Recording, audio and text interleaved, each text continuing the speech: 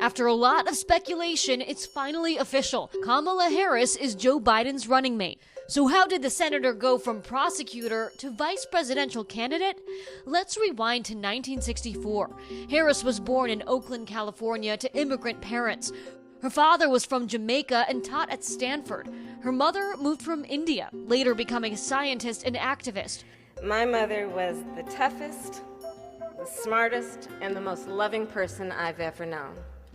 Fast forward to the 80s, Harris studied poli-sci and economics at Howard University. She later got her law degree at UC Hastings.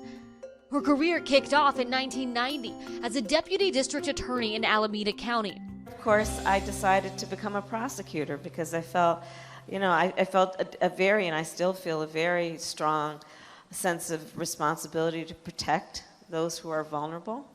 By 2004, Harris had won her first election, DA of San Francisco. There, she crafted a prisoner reentry initiative while also launching a controversial program that prosecuted parents who let their kids regularly skip school. Harris also raised her city's conviction rate, eventually leading to blowback that she was too tough on crime, particularly in communities of color. It is a myth to say that African Americans don't want law enforcement.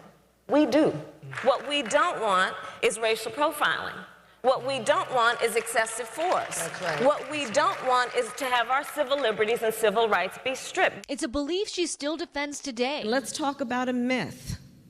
A myth that black people don't want public safety. That is simply not true. And what we don't want is racial profiling or chokeholds or mass incarceration.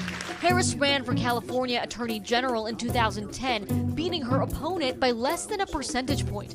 She was the first woman and first black American to get the job. And I now stand before you as the top cop of the biggest state in the country. She fought against mortgage fraud and Prop 8, which banned same-sex marriage. But critics say she should have pushed for more criminal justice reform or supported policies like legalizing marijuana, especially given this interview on The Breakfast Club years later. Have you ever smoked? I have. Okay. Like in And college, I inhaled. I did inhale. Okay. Was it a blunt or joint? It was a joint.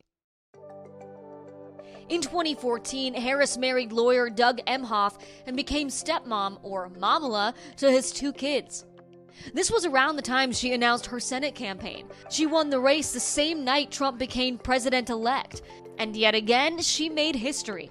Not only is she the first Indian American senator, but she's also one of the 2 black women ever elected to the Senate. I could not be more proud to represent my beautiful state.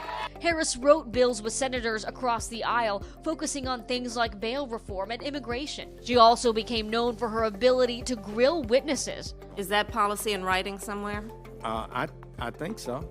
So did you not consult it before you came before this committee, knowing we would ask you questions about it? Well, we talked about it. The policy is Did you ask that it would be shown to you? The policy is based on the principle that the president. Sir, I'm not asking about the principle. I'm asking when you Well, I'm knew that you unable would be to asked answer the these question. questions and you would rely on that policy. Did you not ask your staff to show you the policy that would be the basis for you refusing to answer the majority of questions that have been asked should be allowed of you? to answer the question. Then, in January of 2019, this announcement. I'm running to be president of the people, by the people, and for all people. Harris promoted Medicare for all and tuition-free college during the campaign. Her poll numbers surged during the first Democratic debate when she called out Biden for opposing busing during the 1970s. There was a little girl in California who was part of the second class to integrate her public schools. And she was bused to school every day. And that little girl was me. Donations poured in after that night, but the enthusiasm didn't last forever. She dropped from the race in December after running out of money. And despite those seriously contentious debates, Harris ended up endorsing Biden earlier this year. One of the things that we need right now is we need a leader who really does care about the people and who can therefore unify the people. And I believe Joe can do that. And clearly, Biden believes Harris can help pave the path to the White House.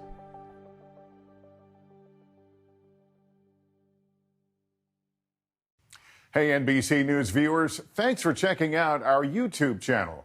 Subscribe by clicking on that button down here and click on any of the videos over here to watch the latest interviews, show highlights, and digital exclusives. Thanks for watching.